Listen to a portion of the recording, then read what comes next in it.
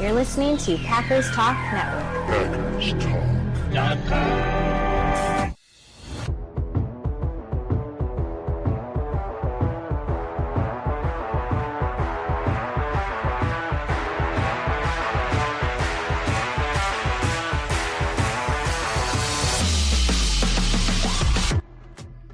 Welcome to the Packers Weekly Podcast, part of PackersTalk.com network. I'm your host, Myles Teddick, joined by your co-host, Tim Hamilton. We are diehard Packers fans, just love talking about the Pack. We are not getting distracted by all the nonsense in the national sports media. We are talking Pack, diving into the top topics around the Pack every week, breaking down games during the season and sorting through all of the drama, rumors, and the drafts of the offseason. If y'all want to support the podcast, please spike that like button for us. But most importantly, jump on over to the Packers Talk Network YouTube channel. Hit that subscribe button. Takes you a matter of seconds, matter of clicks. It's a very quick operation. You can do it right now, and you won't miss a thing. But it certainly helps us greatly. We love all of our subscribers, all y'all joining us every Monday night, 9:30 p.m. Central, streaming live, talking Pack. And we're having fun while we do it, you know? And winning's winning. So we're going to have fun talking about that. But there might be less fun things to talk about in a win. It's not a perfect win, certainly wasn't. And right now, it's, there's some turbulence in the season, plenty of things to dive into, but it's a win. We got a win to talk about. We've got a running back running out of his mind right now. We've got a rookie receiver who might have some things to say about how the season goes from here. But of course, first, we do need to take care of some business. Our show is once again sponsored by Wisconsin's own Ticket King. For over 30 years, Ticket King has been providing Packers tickets to Packers fans, as well as Bucks tickets, Brewers tickets, all the tickets you could possibly need. Find them on the web at theticketking.com. Visit their locations in Green Bay and Milwaukee. Remember, support all of your local businesses, Wisconsin or otherwise. All of them support local. Good evening, Tim. How we doing, sir? Good evening, Myles. I guess I'm doing a lot better than most Packers fans seem to be doing after yesterday's win over the Bengals. I'm feeling pretty good. They won a football game. And I don't know, but if you look on Packers Twitter, and it seems like they lost, Yeah, the comment section's off to a hot starter. yeah, I saw that too. I'm feeling pretty good. They won a game, and it's hard to win in the NFL. I know that's cliche, but it really is, and I'll take it for early to mid-October. Like, I don't want them playing their best football right now, and they have a lot they need to clean up, and I wish they could get it together a little more, but they won. It was a game that I never really felt nervous, was in doubt or anything like that. Coming off the last two games, a loss and a tie, I'll take a win any way you can get it. Just get the wins and build and get better as the year goes on. And I'm looking around the NFL at every other team in the seasons, like what people are. There's nobody that's undefeated. Everybody but the Jets have won a game. And some of these teams that we all think are really good, they're losing or playing very close games against some teams that we know aren't very good. So the fact the Packers could get a win, it was ugly, but I think it was also kind of a weird game, especially how the second half played out with the lack of possessions. I'm fine with it. Like, yeah, I don't want them to be doing this all season. You want to start kicking some ass and playing a complete game, hopefully. But at this point, I'll take the win, and we'll keep building on it. And I don't know. I don't have that much of a problem with it. Like, apparently a lot of Packers fans do. I fully recognize there's a lot of things they need to clean up and get better at. A lot of improvement out there, but I don't know. I'm feeling good that they got the win. I mean, I don't want to talk anybody out of feeling good that they got the win.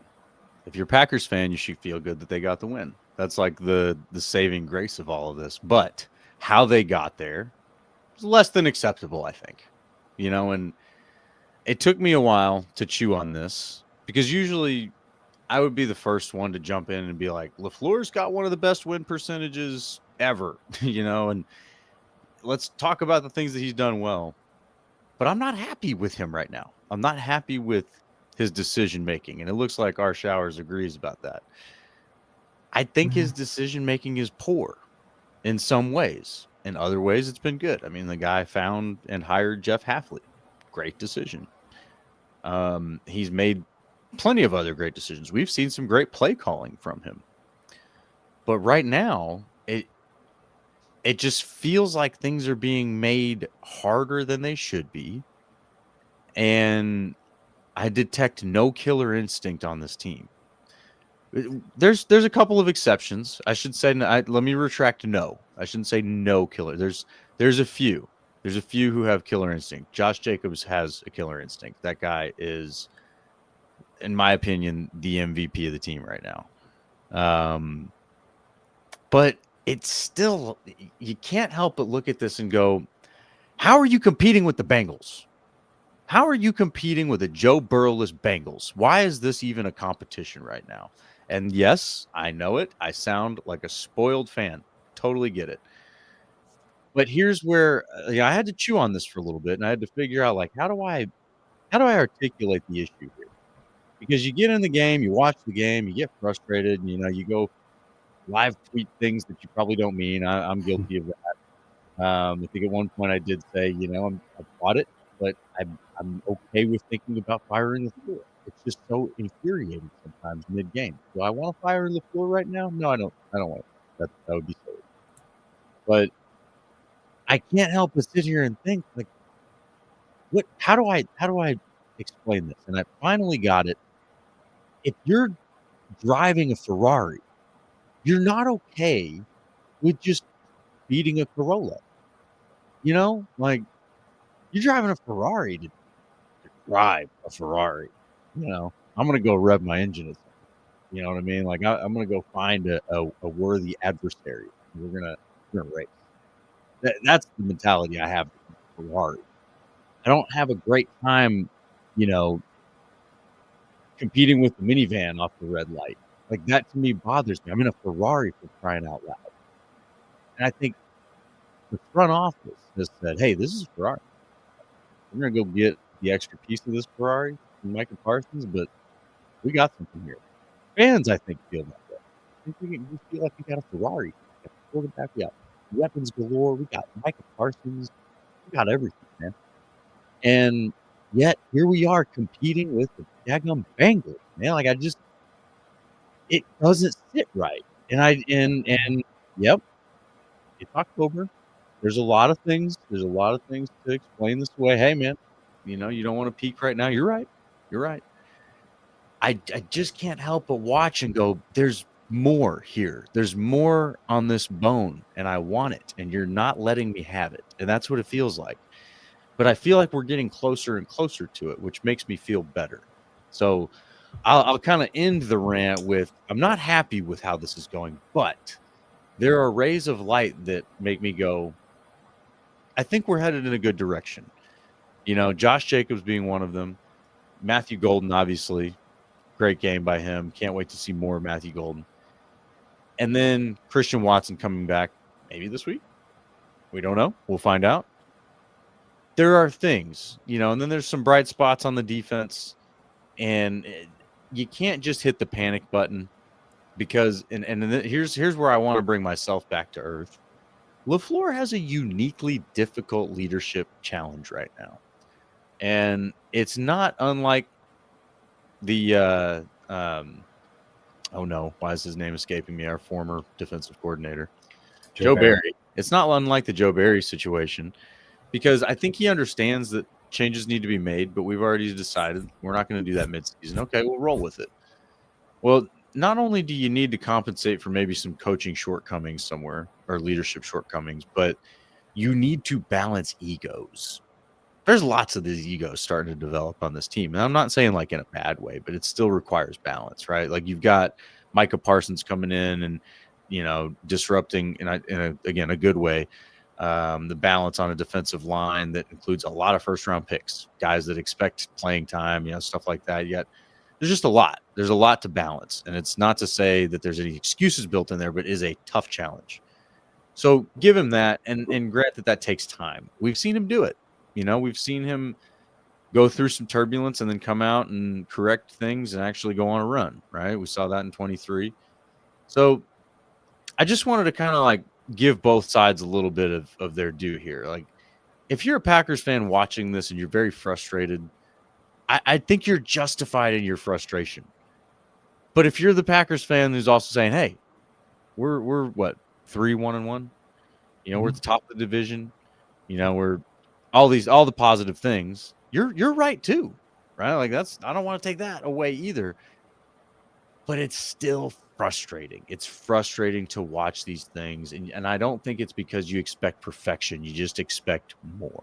Is that fair? I get it. I do. And I get that people are frustrated. But I think so. Let's go back. If this game in particular, I don't really have much I can pick on LaFleur about. Like the Dallas game, the Cleveland game, sure. This one, yeah, there's a couple play calls. I didn't like the throw at the end of the game, and they should have just ran it to Jacobs. Tried to get the first down, 3rd and 2 there. I didn't like trying to be cute and get the ball to Bo Melton on offense. Don't like that. I don't like, but that's about it. If you're going to be upset with a coach in this game, it's Jeff Haff. Because what Joe Flacco did to them in the second half was pretty similar to what Dak Prescott did to them. Now, Jamar Chase made some incredible plays, and very true. That's going to happen. Keyshawn Nixon was covering him. Like, he just made great plays.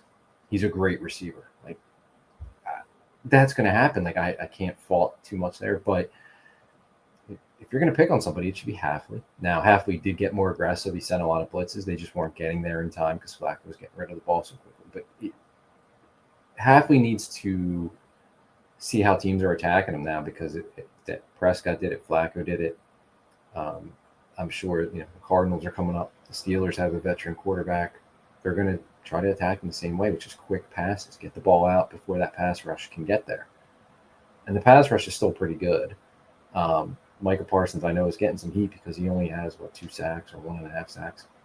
The dude's winning a lot. I mean, he's getting double teamed a ton. Quarterbacks are just getting it out, and Micah Parsons is getting held a lot, and it's not getting called. Hopefully, he'll start getting some flags. But so Hafley needs to adjust to the quick passing game and figure some things out. And I think he tried to do that. They seem to play more man in the second half. They blitz more. Not every team's going to have Jamar Chase. I don't have a big problem with LaFleur in this game. And I understand, the Cleveland game, the Dallas game, he's made mistakes. And I haven't been happy with those games this year. But this one's not one where I'm going to kill him. The killer instinct thing, I have a hard problem with that because I think the Detroit game, they had a killer instinct. And Washington, they did. So, but where did it go? Why don't it? You're not gonna kill every team. This isn't college football. You're not playing the Badgers every week. You're not gonna kill every team every week. It's tough. And I say look around the league too. Everybody, Buffalo, right? Everybody's Buffalo Bills. They survived the Saints. They survived the Dolphins. Now they've lost to the Patriots and the Falcons, right? Tampa Bay, everybody's talking up. Baker Mayfield's the MVP. They're giving the MVP. They're winning every game close. They had to beat the Jets on the last-second field goal. The Jets are a dumpster fire. They're the only team that hasn't won a game. The Eagles, defending champs, they're playing, they've lost to the Giants and the Broncos, and their offense looks pretty bad. There's not a really good team. The Chiefs are, 3-3. There's not a really good team. There's a lot of ugly. There's a lot of close games. There's a lot of last-second victories, right? And I don't think there's a whole lot separating a first place team from a last place team. So we're seeing a lot of these games that you're like, oh, this should be a blowout. And I'm not even talking Packers games, and they're closer games. And I think that's just the way the league is right now. I think as the season goes on, we're going to see more separation with these teams, and we will see more blowouts, but it's tough to do that. And I think Packers fans expect that week after week. We see the Browns on the schedule. Oh, the Browns stink. We see the Cowboys. Oh, Cowboys defense is awful, and the CeeDee Lamb's not there. We should blow them out. We should blow the Bengals out. And I get that mentality, but it's not that easy to do for anybody. And yeah, you would like to see one of those games the Packers just roll. But does that mean they're a really good team if they go out there and they blow out the Bengals? No, it doesn't mean they're a really good team. That's a great point. They went out there. We don't get to sit here and talk about how great of a team they are if they roll the Bengals. That's a very good point. Right. Look at last season. they beat the Dolphins pretty good. They beat the Seahawks pretty good. Like, but then when they played the really good teams, they lost. So like, did that really mean anything? No. And if you want like more of a Packers perspective, go back to our last Super Bowl team. Like they lost to a Washington team that wasn't that good. They lost to a Lions team that stunk. I think the Dolphins too. The Dolphins they lost to. Like they didn't get it rolling until late in the year, and then they started. Then they were good. Look at last year's 2 Super Bowl teams. The Eagles were 2-2 going into their bye week, similar to the Packers, who were 2-1-1. There were a lot of questions. I lived near Philadelphia. There were a lot of questions about that team, right? They were firing the head coach, and then they come out of the bye and they lose one game the rest of the year and win the Super Bowl. Like, and the Chiefs played 10 or 11 one-score games last year. They just happened to win them all, but they won ugly all year. They won ugly a lot the year before. Yes, but they won those games. Like there was nothing pretty about the Chiefs the last couple of years, but they went to 2 Super Bowls and they won one. Do you think their fans are sitting there like, geez, they should have blown some teams out? They're saying, damn, we won a Super Bowl and we got to another one and we're still the Chiefs. Like, they don't care. Just win. Well, and to be fair, they're seeing that it worked, right? We're sitting here without the benefit of knowing that, hey, our coach 100%. And quarterback can go off and win a Super Bowl even with ugly football. But, yeah, I mean, 100%. You're right. It's got to work. Let's just take a look this week. I'll go back to you. Just wanted to divert attention this week to some of these other games, and let's throw some perspective here at Packers fans, right? So, we just saw the Falcons beat the Bills. I think that's a bit of a shocker. That you got the Giants absolutely whooping the Eagles. I'm sure Eagles fans don't feel great about that. The Broncos damn near losing to the Jets, and again. Sure, Broncos fans not feeling great about that. The Colts getting taken down to the wire by the Cardinals with a backup quarterback. Quarterback, right? So, like, brace yourselves, Packers fans. Colts are a pretty dang good team. They're 5-1, man. Hopefully, the Colts won't trade for Joe Flacco this week. Yeah. But so, to be fair, and again, the next one you got the Chargers and the Dolphins. The Chargers damn near lose to the 1-5 Dolphins. You got close football all around. You got the Cowboys losing to the Panthers. There's all sorts of things that you can point to here. But I think as Packers fans, we do look at things in a little bit of a vacuum. We watch these games, and again, we think we're riding in a Ferrari, right? And it's like, why is this minivan next to me hanging out? Like, I should be blowing the wheels off of this thing.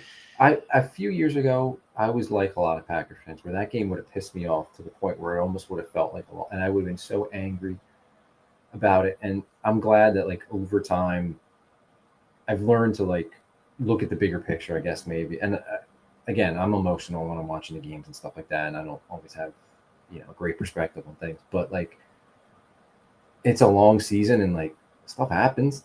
I guarantee like we're gonna get to the end of the season, when whatever their season that ends up being, we're gonna forget this game. I'm telling you. Like you just got to win. And you keep building it, and you want to be a better team in December, January, February. Like right now, just get the wins. And it's ugly. And I think a lot of these teams are still figuring out who they are. And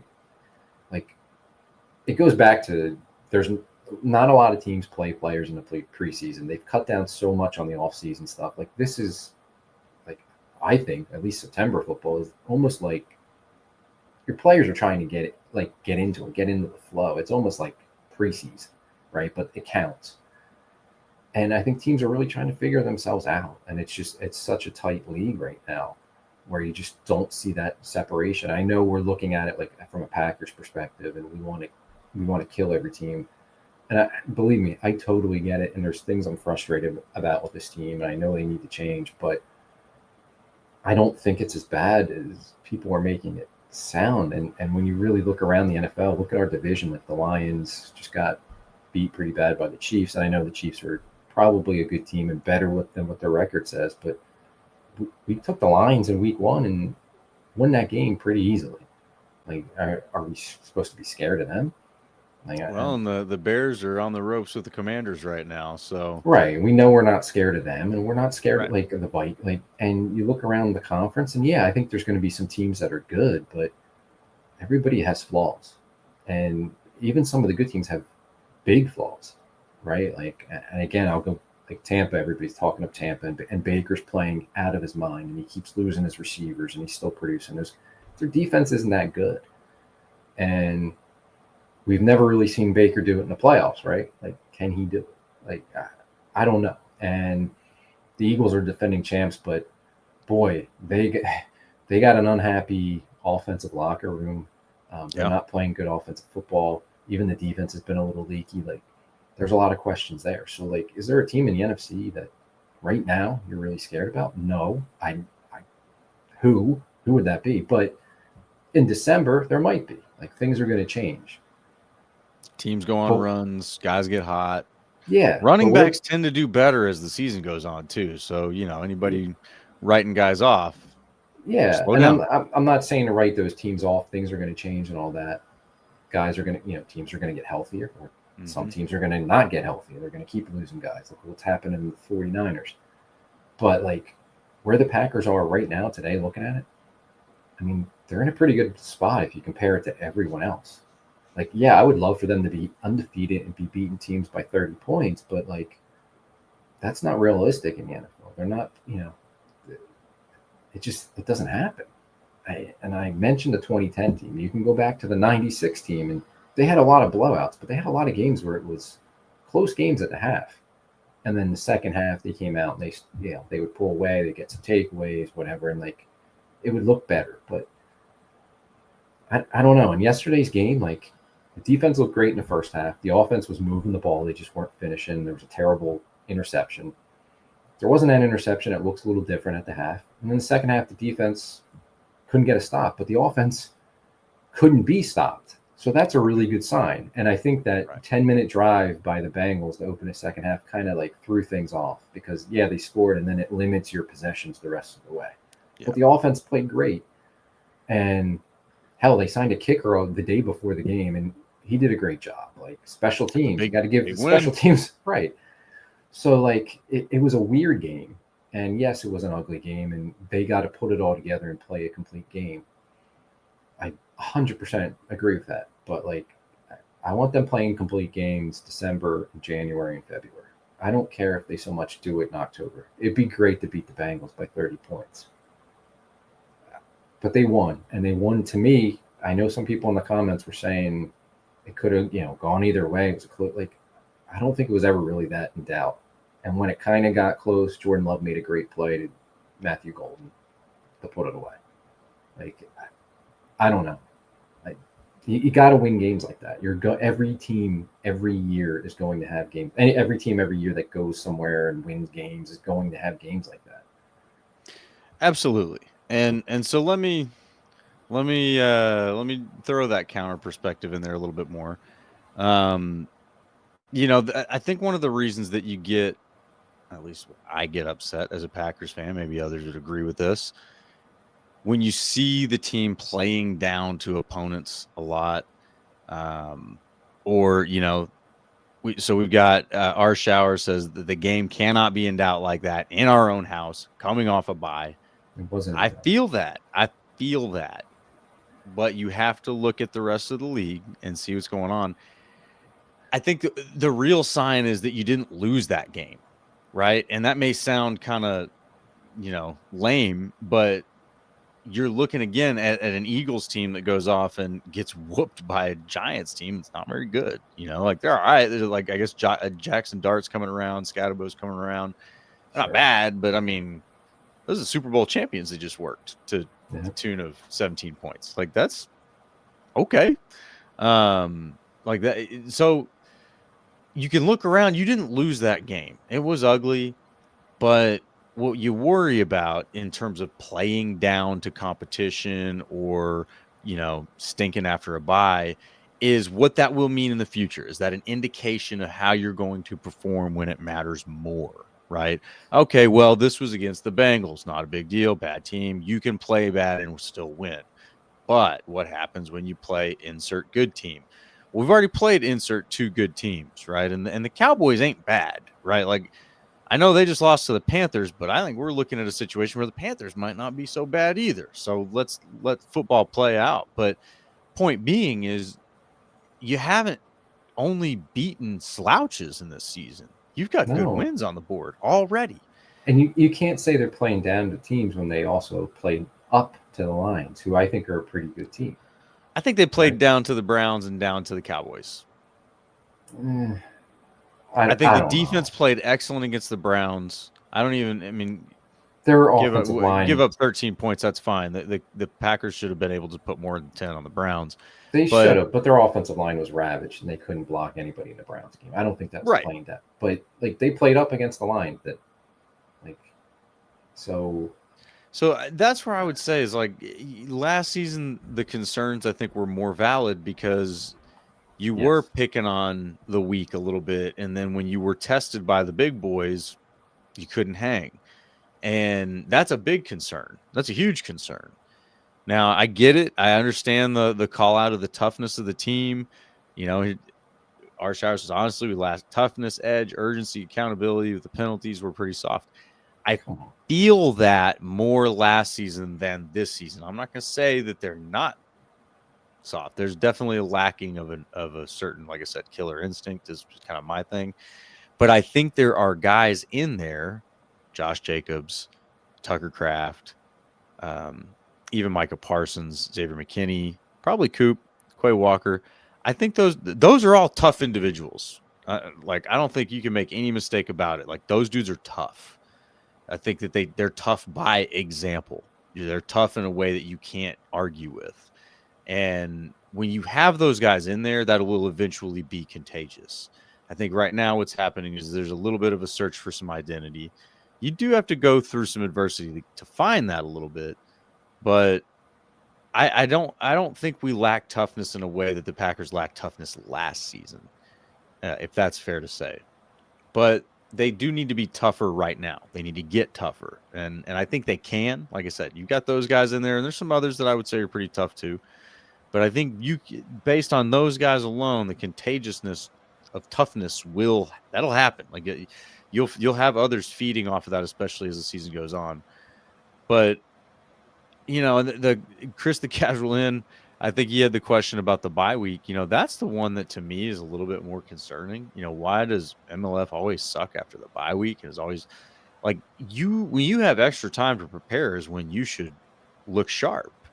You know, and that's more of a concern to me than anything else. But we can say after that, he's looked pretty dang good. You know, that week immediately after the bye has not always been great. After that has actually done pretty well. So I wouldn't read too much into this. And again, with the other games gone, the way that they have, again, the Eagles losing to the Giants and so on, you won this game. You didn't lose this game. You didn't tie this game. You won it. You know, the context matters, but other context doesn't, you know, and so at the end of the day, it's a W. There's no doubt about that. That's not going away. And there were good things to take out of the W, which, you know, I think that this team is going to build on, right? Josh Jacobs running the way he did, you know, it's toughness. Like, that is toughness. Like, you as a teammate, you see that guy running the way he did, you just don't want to let him down. Other guys work harder when they see that. So he's right now my MVP of the team, but I think everybody enjoyed Matthew Golden coming out and getting, you know, what did he have? 3 catches, 86 yards. He just looked good, man. He looked good. He looked fast. He looked hard to cover. I think he's getting more comfortable with his own style in the pros and going against these guys. And I can't wait to see more of him, and I think we will. But, you know, there's a lot here. You know, the defense is playing well. The defense is playing well. Yeah, I think I'm confused by what's going on with the defense because you've got the least. I think you've got the best run defense in the league right now. You've got the least amount of big plays given up last week. I think the biggest play that they had was like 19 yards. So there's a lot of ways you're playing really well on defense, but then you've got Micah Parsons and you're not getting sacks, and you've got Xavier McKinney and you're not getting turnovers. You know, so. Where are the sacks and the turnovers? That's I'm not even like mad or frustrated. I'm confused. I don't understand. Yeah. The lack of turnovers is the one to me where it's like, I don't know. I don't and understand. they're not even really coming close. It was such an emphasis. Like, they had the emphasis in training camp with the ball coach or whatever they were calling them, trying to, they're going to force more fumbles, and like they haven't forced a fumble yet. They're just not getting, and I keep thinking it's coming because they are getting a pass rush. Yes, I know they don't have a ton of sacks, but I think that's more strategy wise, and that teams are saying like, we got to get the ball out quick because the rush is getting there. They are getting pressures. They are affecting the quarterback. So you think like, as you do that, you're speeding the quarterback up. You're going to have chances for interceptions, or you're going to hit him. He's going to fumble. I keep thinking and hoping that the takeaways are going to come. They just aren't right now. I don't know, but I also think it's still a good sign that they've mostly played good defense. I'm concerned about the defense the second half in Dallas, the second half against the Bengals, but they mostly played good defense without relying on takeaways, because we've seen so many teams in the past, not just Packers teams, but around the NFL, where like they get a lot of takeaways. You think they're a really good defense, but it's like they're so takeaway dependent that when those dry up, they're not that good. So like they're a good defense without all those takeaways. If they start getting them, it's going to be huge. Out. Yes. I think the problem, my concern with, and I just mentioned it, was like the way they played in the second half of the last two games with this quick passing game, get the ball out of the quarterback's hands underneath. I don't know if it's an issue with they have to sync up how their front is playing it and how their cornerbacks are playing it, because it just seems like they're getting pressure, they're getting close. Parsons is in there, whether he's getting held or not. They're getting a pass rush, but then the ball's coming out so quickly. It's like their cornerbacks have to start sitting, I think, a little more in these routes and playing a little tighter coverage, because they don't have to run down the field. Like the Packers are not giving up explosive plays for the most part. You got to figure out a way to, counteract what these teams are doing in the quick passing game. I think there's ways to do that, absolutely. But it's been eye-opening the last 2 weeks, and the fact that like the Bengals and the Cowboys have moved the ball so well in the second half against them. So Hafley's going to have to figure things out, because that's something going forward that they're going to have to fix. And they have some veteran quarterbacks coming up that are going to be looking at the film, and they're going to do the same thing. So how do the Packers adjust to that? That's my concern defensively. And I think offensively, they were so good in the second half, and they were really good in the second half against Dallas in overtime when they needed to be. It's there. They're close. To me, I go back to the offensive line. All the injuries, they haven't played well. They got better in the Bengals game. They didn't start off so good pass protection as the game went on, and it helped that Trey Hendrickson dropped out with an injury, but the pass protection got better. The run blocking got better. We started, Jacobs was running the ball well, catching the ball well out of the backfield. It's just, they're close on offense. I think they got to get the offensive line healthy and who their best five are. And it sure looks like Jordan Morgan's going to be the right guard, because he started. It was a rotation early, and then after, I think Sean Ryan only got a series or two, and then it was all Jordan Morgan. He seemed like he played pretty well for him.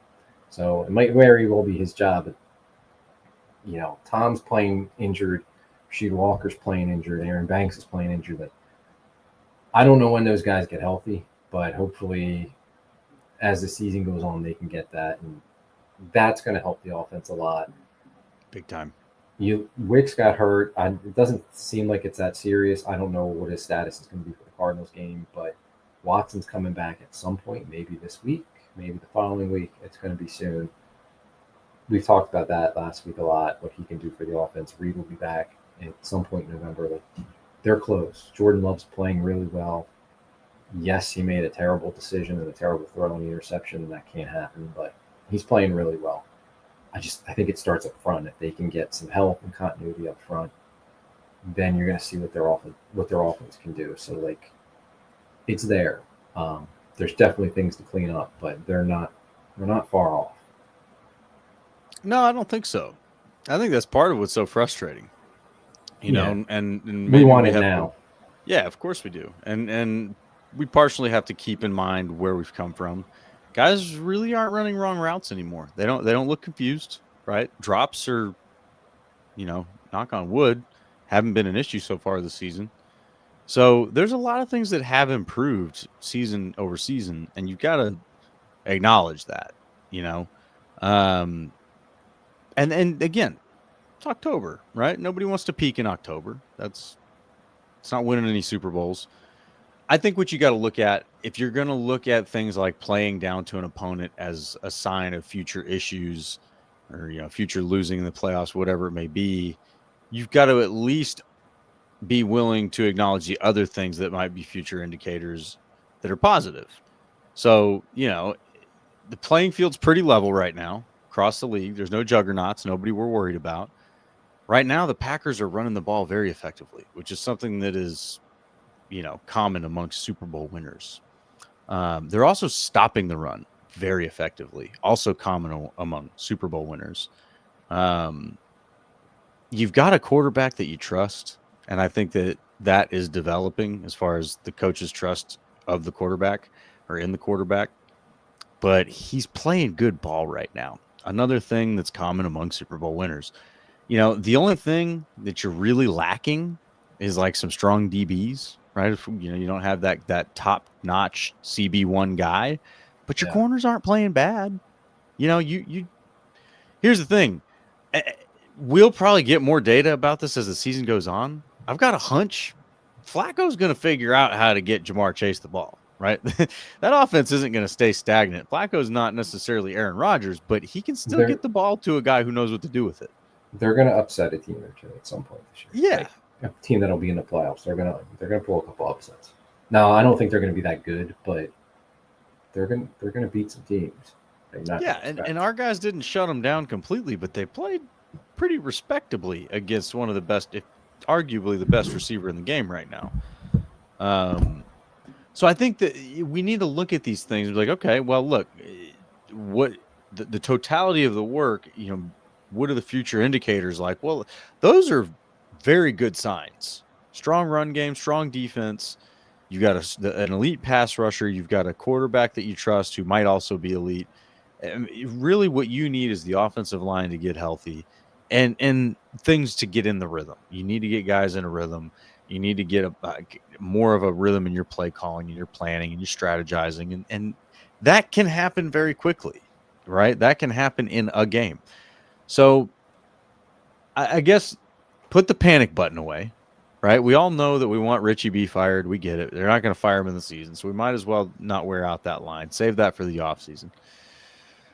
And there might be a club that wants Stenavich gone too. I'll join that one. But point being is you got who you've got right now in this season, and I think the Packers are pretty happy about it. I don't think there's any reason to believe that things are going to stay stagnant, right? So if there is an issue right now, I don't think it's going to stay the same. You're going to get Christian Watson back at some point. That is going to change LaFleur's play calling. Guarantee it. And we've seen it before when he's gone out and come back. It's a different offense. So there are things that are going to change this thing. Opponents are going to change. Micah Parsons could get hot. You could have a 3-sack game at any moment. Matthew Golden could have a 3-touchdown game at any moment. So there's a lot of reasons to be excited about all this kind of stuff. And again, as the offensive line gets more healthy, that will improve. That's the rising tide that lifts all ships at that point. That will improve the entire offense. It'll give Jordan Love more time. It'll give Josh Jacobs more space. I mean, all of that improves as the O-line gets healthier and more stable. So a lot of needles pointing up right now, a lot of arrows pointing up. So what do we think, man? Like how worried are we here about this Cardinals game? Our not score prediction, excuse me. Another ugly game against the Cardinals, or do you think that they maybe get things looking a little bit better? What do you think? I think it's more likely to be another closer, ugly game that people are going to be upset about. Specifically, it's going to be ugly, so you will be upset. Yeah, and it's not going to matter whether they win or lose. It's just going to be everybody's going to be pissed because they're not going to beat the Cardinals by 30 or 40 points. It's not going to happen. So, look, it's going to take time for it all to come together. Like, it's there, it's close. Like, you can see the potential for it, but it takes time. And let this team grow and hope that as the year goes on, more things start to fall into place and click for them. The Cardinals are 2-4. They're not playing very well, but if you kind of like look below the surface, They played a lot of close games, including against the Colts, and the Colts are leading their division. They're an impressive team. They're 5-1. Yeah, they are. I'm not quite a believer yet, but I mean they're 5-1. Like 5-1 is 5-1. And the Cardinals with a backup quarterback, and yes, Jacoby Brissett's been around for a while, so he's a veteran and stuff. But they had a lead in the fourth quarter in that game, and it was 31-27. They had the ball inside the 10, and incomplete pass ended the game. Like they were close to winning that game on the road with the backup quarterback. They lost the week before to Tennessee, who's terrible.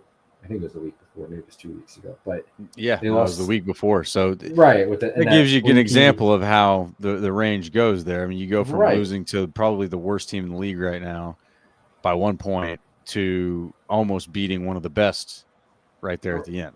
Right, and they were close with them. And, they lose to Tennessee. They would have been up, I think, 3 touchdowns, but their running back drops the ball as he's going into the end zone. Drops it before he's over the goal line. They have a pass, they intercept, and the cornerback who intercepts it fumbles the ball, goes into the end zone. Tennessee recovers it for a touchdown. 2 of the most fluky plays you could ever imagine. They lose that game because of it. Otherwise, they're sitting here, they're 3-3. So, yeah, I don't think they're a good team. I certainly don't think they're a playoff team. But, this isn't the Jets. This isn't this isn't like a college team where you're going to roll them by 4 touchdowns or something like that. Right. They've been in every game, really. And coming into this week, I believe they were 4th in the NFL in points per game, giving up like 19 points a game. They played pretty good defensively. It's going to be tough, whether Kyler Murray is back. It kind of sounds like he might miss another game. It's a foot injury. But if Brissett's in there, he's going to make it tough. They lost Marvin. Right, he's been around a long time. It's kind of going to be like Flacco, I think, in a way.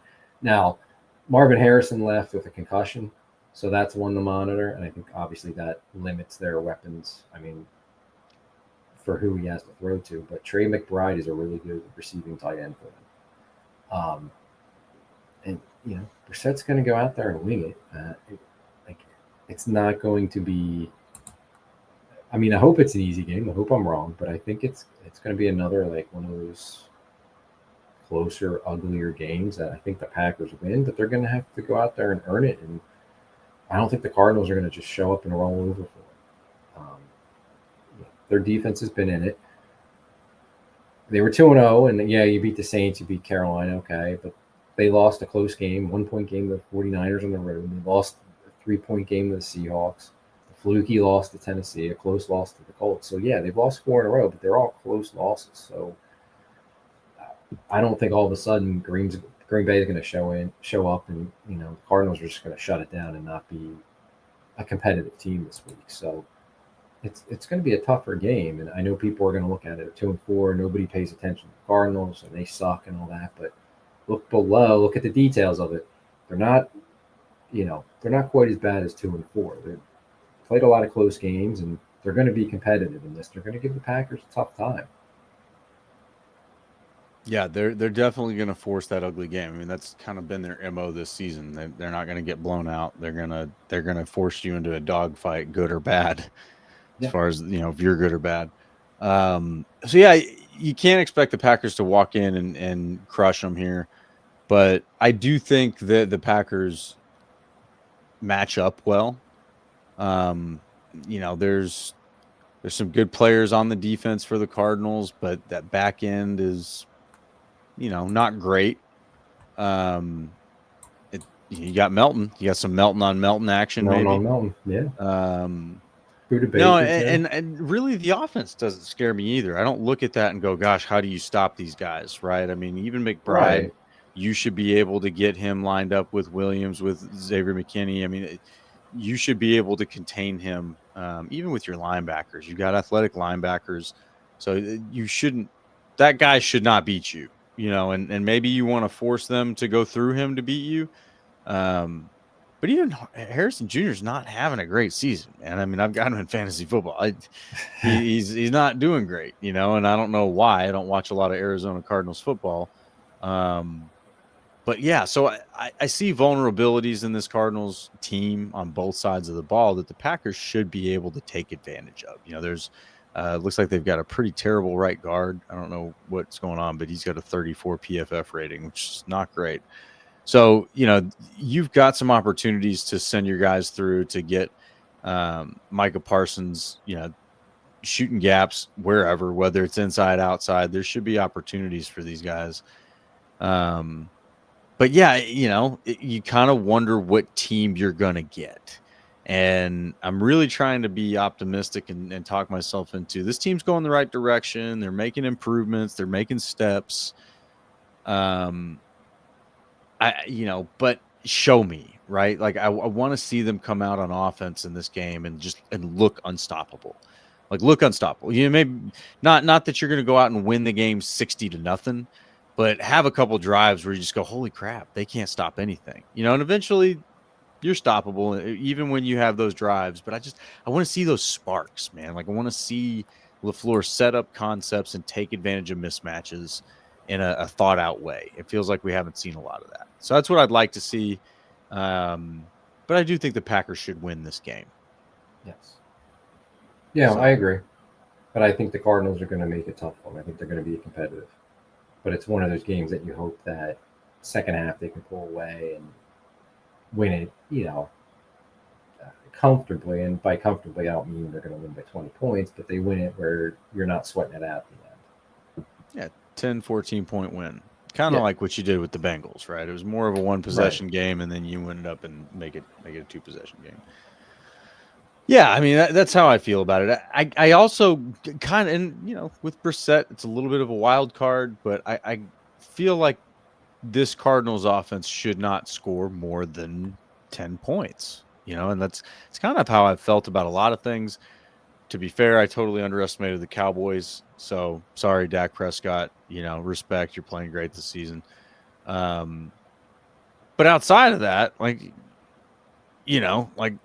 the defense is playing really well. They're not giving up a lot of points. Again, you got the best run defense in the league right now. When you got the best run defense in the league and you can force teams into being one-dimensional and you have Micah Parsons, that should be a recipe for success. You should have forcing teams to throw the ball and also having one of the best pass rushers in the league should be a slam dunk, man.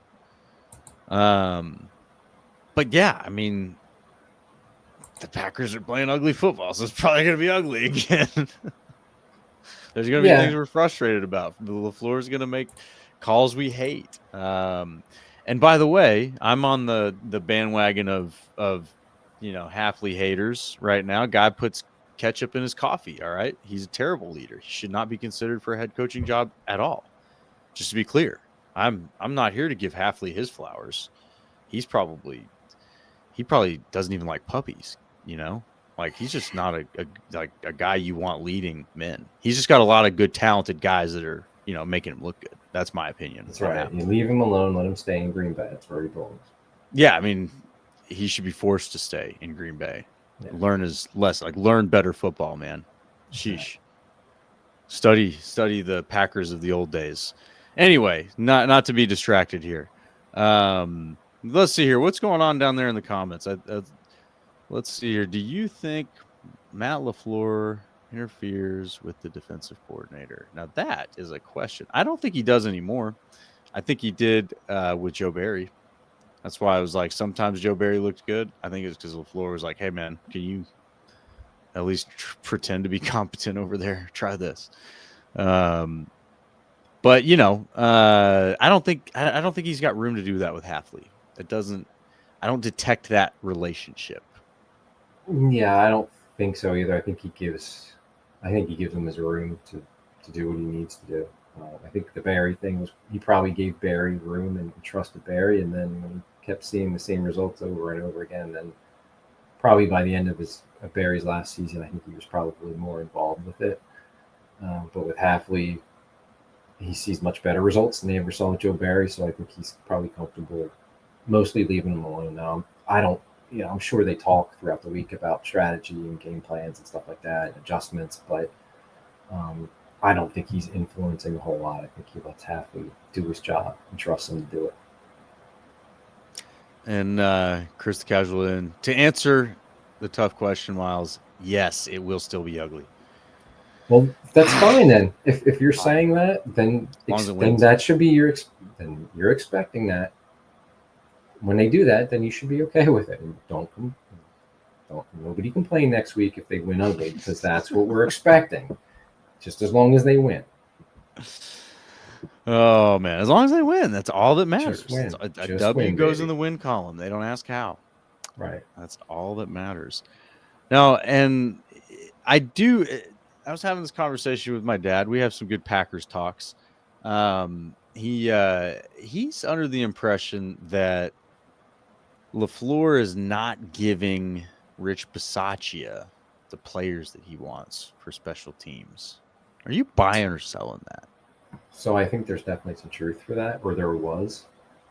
And so shout out to Justice Mosqueda, who follows all the special teams and who's playing on which units. He's done a great job. The blocked kicks, the field goals that have been blocked, extra point, a lot of that was because they had backups in there. And they had backups in there because they had so many offensive linemen that were hurt and out of the lineup. So they were playing Musgrave. They had Brant Banks up from the practice squad in the Dallas game. And that's where the blocked extra point came from. And actually the first kick that wasn't blocked was really close to being blocked. Yeah. Same guy screwed it up. They did it the second time it got blocked. They weren't like Elton Jenkins hadn't been playing a snap on special teams. After that kick was blocked in Dallas, all of a sudden he's on special teams. He was on special teams against Cincinnati. You saw the change against Cincinnati. Elton Jenkins was out there. I think Zach Tom was playing on protection units. They're now using their starting offensive linemen to do field goal protection. And they really weren't doing that. Now, is that Bisaccia's decision? Is that LaFleur saying like certain guys he wants to protect, he wants to give them the breather? Let's go with, our backups. We don't have a really good answer if that's a LaFleur call or Bisaccia, but it seems like it's more LaFleur, because if it's Bisaccia's call, you got to think like Bisaccia is going to want the best players out there as the special teams coach. So, and the other thing that gets me, and I think you and I hit this last week, or 2 weeks ago after the Dallas tie, why the hell wasn't Keyshawn Nixon back there returning kickoffs when they were trailing in the fourth quarter and overtime? Right. And Savion Williams is letting the ball bounce into the end zone and taking it at the 20. Like, you've got an all-pro returner on your roster. Use him. Right. And I'm not saying like put him back there for every kickoff return. I get he's a starting cornerback and there's the risk of injury, blah, blah, blah. I get that. But when you're like second half of a game that you're losing, put him back there. Like, he's better than what Savion Williams is right now. Hopefully Savion Williams one day is a great kickoff returner. He's not yet. Put the guy back there who has a history of being a really good kickoff returner. You're down in a game. You need a return, or it would help you to have a big return. Put him back there. So, like, whose call is that? Is that Bisaccia? Is that a LaFleur thing? I don't know. So, your discussion with your dad, like, yeah, I think there's some truth to that, is in that LaFleur, or a combination of LaFleur and Bisaccia, kind of said, like, all right, they map out, here are the guys we're going to use, and these certain starters were not. Well, I think after the block kicks that they've had, it's starting to change, and you're going to see, and you saw it against Cincinnati, more starters playing on those units. So I think they are giving him more players now, Bisaccia. The one spot that I still question is punt return and kick return, but yeah, that's an organizational decision. My confusion in that, and I think you answered it, was, all right, so if you're the head coach and you're going to tell special teams coach, hey, no, we're not using this guy, usually the answer or the reason behind that is you try to protect him, right? Like, you don't want him getting hurt, or you don't want him getting tired because they got to go out on defense or offense next. If it's field goal, there's not a whole lot of risk or, endurance involved in that, right? Like, you're not going out there to run. You're just going out there to get in the stance, take a step, pop a guy, and you're done.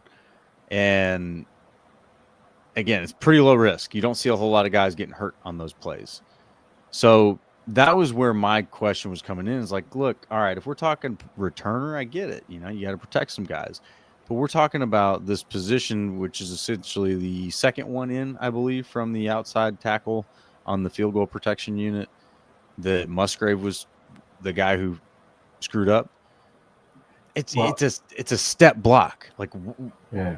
I don't understand why you would tell the special teams coach, no, you can't have the best guy for that position. We need the backup tight end there. Like,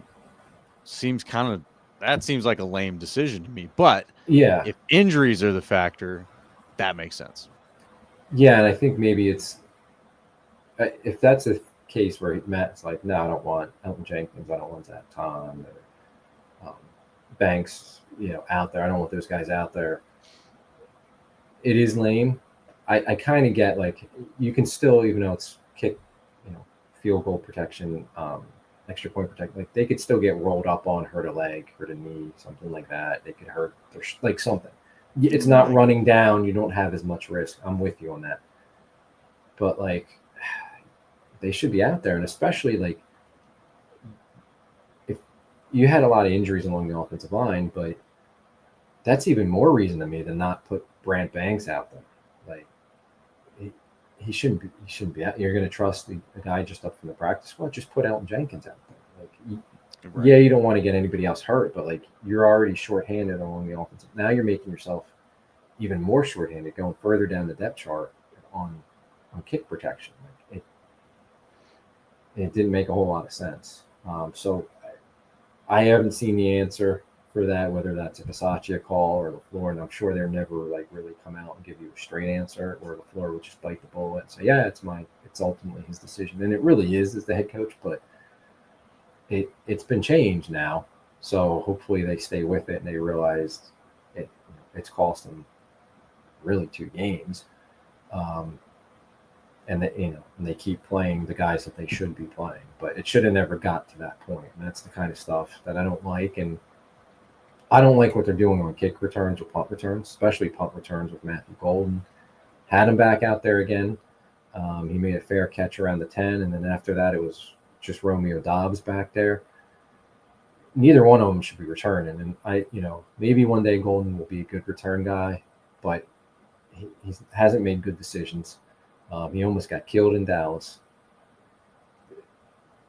With Reed out, I know there's not a great option, and they don't want to use Nixon, but like that's then on Goody. Like, go find a punt returner, and I think that's an organizational thing. Like we don't want to put a roster spot for a guy who's just going to be a return guy.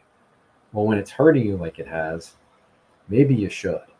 And they were better on kickoff returns yesterday. Williams had a nice return. Bo Melton had a nice return, so maybe Bo Melton's going to factor in too. But yeah, it's just, Savion Williams letting the ball continually bounce into the end zone in Dallas and not fielding it to take it out of the whatever they call it, the kicking area where you have to return it from. Like, that can't happen. Not using Keyshawn Nixon, like, use your better players as returners. Like I just don't get it. And go get a punt returner. Like you had McCall Hardman in the practice squad. I guess they didn't see enough to like it. But yeah, it's really confusing. And I think it's the return thing. I think is an organizational decision, and it's a Goody thing. But as far as like who's playing is on the units itself, that's Bisaccia and LaFleur, and hopefully they got the kick protection figured out after the 2 disasters that they've had with the block kicks. Yeah, is it a priority or not? We fence, right? Isn't that what they call it? It's like this is part of the game. It's like all that kind of stuff. Whatever. None of that means anything if you can't even put your best players on the unit. Again, I understand protecting some guys, but when you can objectively say that the field goal blocks are the reasons that they lost and tied, right? Just from a numbers perspective, if those things don't happen, you are an undefeated team right now. So I sure hope it's changed, but it's kind of wild to me, especially a team that lost in the playoffs because of bad special teams. right? Like, it's not like this is a new thing. Oh, I didn't know our special teams was bad. Like, I'm used to having good special teams. No, they've been bad for a long so time. if you're gonna go out here and act like you're prioritizing, like, prioritize it. Now you're losing games because of it again, and it's just that's the part to me that's very frustrating. And I guess we'll never get to know the order of it, but there's an accountability failure somewhere. It's either LaFleur or it's Bisaccia. We don't get to know which one. By default, we push everything. The buck stops at LaFleur, right? So if Bisaccia is making mistakes over and over again, doesn't get fired, it's LaFleur's fault. You'd like to see Bisaccia not make mistakes over and over again, but if the seemingly, the apparent mistakes that he's making are not actually his fault, they're somebody else's fault, well, there's another accountability issue, right? It kind of goes back to LaFleur then. It's like, hey, man, so you're the reason special teams are really bad? Cut it out. Stop it. Like, what are you doing? Right. So I don't know. It's frustrating to hear these guys say things, 3 phases of the game and whatnot, and then see a clear deprioritization of a certain phase of the game that can cause you to lose the game. That is frustrating. So I guess maybe to bring this episode full circle, if you're a frustrated Packers fan watching these games and not liking how they're winning these ugly games, I get it. I totally see it. And that's a phase of it for sure. But it's also, I think the other part that's so frustrating is it's so fixable. Not that I know exactly who you should hire, but LaFleur has already demonstrated that he can hire well. He can hire good coaches when he tries, right? It's just whenever he wants to give his boy a shot that he doesn't deserve, that's when the Packers get the raw end of the deal. But if he goes off and tries to hire a halfly quality coordinator at special teams, which, again, I remember Bisaccia was supposed to be that. He's supposed to be the best special teams coordinator in the league and all that. I don't think he is. Doesn't mean he's not good. Just, I don't think he's the best at this point. If you're the best, the Packers wouldn't be the worst. But go find somebody else who is of that quality and plug that person in on special teams coordinator and plug that person in an offensive coordinator position. Just lift the quality of your personnel in the building and get out of their way. The question earlier was, do you think that LaFleur gets in the way of the defensive coordinator? No, I don't. But I do think he probably could get in the way of the special teams coordinator. And there's no doubt he's in the way of the offensive coordinator. And I'm not saying that in defense of the offensive coordinator. There's just no doubt that it's his offense and they're going to run things his way. So it seems obvious. It seems like you can do this. You've shown us you can do this. You're not doing this. Why aren't you doing this? This is frustrating. Now we're losing games because you aren't doing this. What are we doing here? At that point, that's where I think we go look at Mr. Ed Policy and go, maybe it makes sense why he didn't extend LaFleur and Goody before the season, right? I come back around to that. At first, I was like, I wasn't really into that headline. I really wasn't. It seemed to make sense to me that, he's just stepped into the president's role. He'd give him a minute to evaluate something before he makes decisions about who his head coach and GM will be for the foreseeable future. And, maybe he knows a little something about LaFleur and he's testing him right now to see how that goes. I don't know. There's a lot of speculation we can do from this side of the tracks, but there's still an accountability failure somewhere. I don't know where it is, but it's somewhere. And that's what I smell. And that's like, again, with the special teams, it's like, it seems fixable. Like your returners, your field goal block unit, like whoever it is, if you're the head coach telling the special teams coordinator he can't have the best players, like what are you about? Are you not about giving yourself the best chance to win? Seems like a problem, man. Like, that's a fundamental failure right there. That you're like willing to deprioritize a unit to the point that unit is causing you to lose games. Like, not good decision making.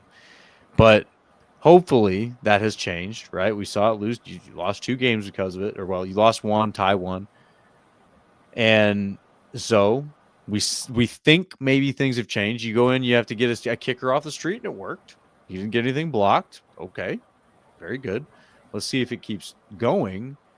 And then, I'm damn near inclined to believe that LaFleur was getting in the way. And hopefully he had his wake-up call and said, hey, let Richie B do what he does. If he's the best special teams coach in the league, let me see it. Give him the players he needs and let me see him do his thing. But I don't know, man. We got let's see here. Our showers with the last comment. DL coach, O-line coach, linebacker coach. A lot of question marks there. New D-line coach at least seems okay-ish so far. Let's not forget the linebacker coach that they had last season who is now a defensive coordinator, a pretty effective one, Mr. Campanelli. So he's shown you that he can hire good coaches. He can do it. You just need him to do that only. And again, stop with these charitable handouts. But you know what? I'm gonna put my optimistic hat back on. I think things get better. I think things get better against the Cardinals. Get your score predictions in, guys. Shoot us your scores. What do we got here? I'm gonna ride the optimistic wave. I think they did improve in a lot of ways against the Bengals. I thought the play calling was definitely better. It still left me frustrated at times, but it was definitely better for sure. So yeah, I think they continue this momentum. I think they get a 2-score win here. Let's call it 34-20. Even though I think they shouldn't score more than 10, they probably will. So yeah, 34-20. That's what I think we got. Packers win. What do you think, Tim? Is that an ugly 34-20, or is that a pretty 34? No, that's an ugly 34-20. Okay. You probably get a late touchdown that makes that a little bit bigger of a gap than it was for most of the game. But I ultimately think they should be able to win this one by 2 scores. Well, they've won 3 games this year, and they've scored 27 points in all 3 of them. So I'm going to pick them to score 27 points and win again. I have a 27-20 Packers. And I know people are going to complain because they only beat the Cardinals by 7 points. But I'll take the win. I think they're going to win. I want to see a more complete game from the defense. We haven't seen that the last couple of weeks. Maybe the turnovers start this week. But even still, I want to see a complete game from the defense. And the offense, looks like we got the run game, hopefully headed in the right direction after the second half in Dallas and yesterday against the Bengals. So continue with the run game. Like, I got to get that churn and health along the offensive line. And can we get Tucker Kraft the ball more? Like, yes. It drives me nuts. Like, it just, they always forget about, like, doesn't seem like it's a priority to get the ball to Tucker Kraft. And I don't know why, because he'll catch a dump off pass and run over 6 guys, and then all of a sudden you're like, oh yeah, this guy's really good. Maybe we should throw him the ball more. Like, that should be a priority every game. And I'm not saying he's got to catch 10 passes every week, but like, you got to try to get him involved early. Try to get him going. He's that good of a tight end where you need to start feeding him more than they are. Hopefully that this is the week and they can start Tucker doing Kraft, that more breakout often. game. But yeah, I think they're going to win. I don't think it's going to be a blowout or what everybody wants, but I think they're going to win again. I'll say 27-20. Well, if they win by 7 points, it would be their largest margin of defeat on the season.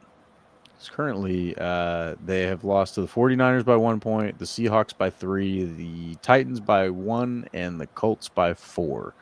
So, yeah, we get a 7-point, victory here. Then that's the worst loss of the Cardinal season. So you get a 2-touchdown victory like I'm asking for. Then, man, that's a statement right there. But we don't need to be talking about statement wins right now. Just win. Just win, baby. And that's what our showers has. At the end of the day, just as real as it gets over here. Packers 23-20. He thinks it's going to be ugly. It's going to be close, but damn it, they're going to pull it out. All right. Nobody else got in their predictions. So our showers, you are the lone prediction tonight in the comment section, 23-20. We'll take it. I'm calling a 2-score win. Tim's calling a 1-score win. We're calling it wins, dubs for the Packers. Wins. We always do dubs for the Packers on the show. Nobody picks against the Packers. We just don't do it. Come on, get out of here. All right. I think that's it, So if y'all had fun with us tonight, want to support the pod, please spike that like button. Most importantly, though, jump on over to the Packers Talk Network YouTube channel. Hit that subscribe button. It is a big helper for us. We would love to get to 1,000 subscribers. We're very close. You could be part of the journey. Just go make that little click of the button. Doesn't cost you any money. It's free. It's totally free. You just subscribe, and YouTube tells you when these two cheddar heads are ready to talk. But we're talking every Monday night, 9:30 p.m. Central. Talking Pack, nothing else. Keeping it real, and hopefully dissecting a beautiful win against the Arizona Cardinals next Monday night. Come hang out with us either way. You might need to let out some steam. You might be very upset about a coach. You just never know. Gotta let it out. Come on, let's do it. You want to celebrate? We're going to do that too. We'll do it all. But most importantly, Packers fans, we're going to have fun watching the Pack this week because that's what we love to do. And of course, as always, go Pack.